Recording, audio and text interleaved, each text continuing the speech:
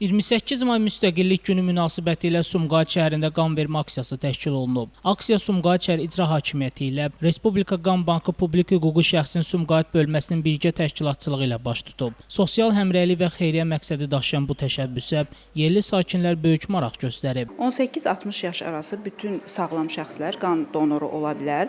Əgər daimi qan donorudursa, onda bu müddət 65 yaşa qədər uzadılır. Gələn bütün donorların çəkisi yoxlanılır. Mütləq çəki 50 kiloqramdan yuxarı olmalıdır. Əgər boy və çəki nisbətləri uyğun deyilsə, onda qan donoru ola bilməz. Qan donoru yuxusuz və ac olmamalıdır. Həmin günü özünü normal hiss eləməlidir və xroniki xəstəlikləri olmamalıdır. Tədbirin əsas məqsədi hemofiliya və talassemiya kimi irsi qan xəstəliklərindən əziyyət çəkən insanlara yardım etmək, onlara həyat bəxş edəcək qan ehtiyatını artırmaq olub. Qan vermə aksiyasında məqsəd talassemiya və digər qan xəstəliyi olan insanlara qan ehtiyatının yaradılması məqsədini daşıyır.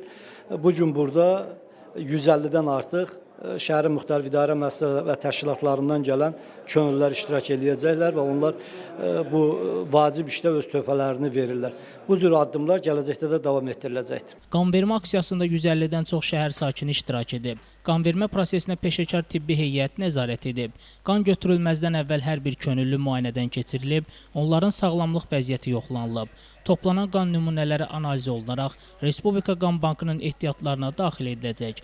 Bundan başqa bəzi meyarlar vardır ki, qan donoru olmağa müvəqqəti qadağalar qoyulur. Hansı ki, döymə elətdirən şəxslərdir, piercing olunan şəxslərdir. Bunlar bir il müddətində qan donoru olmaqdan məhrum olunur və cərrahi əməliyyatlar keçirən şəxslər vardır ki, bunlar da bir il qan donoru ola bilməz.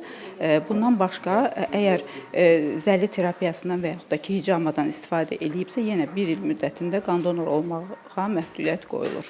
Könüllü qan vermə təkcə ehtiyacı olan insanlara kömək deyil, həm də cəmiyyətin humanist dəyərlərə sadiqliyinin göstəricisidir. Şəmstan Kirətli, Elbrus İsmailov, Bugün İnformasiya proqramı üçün.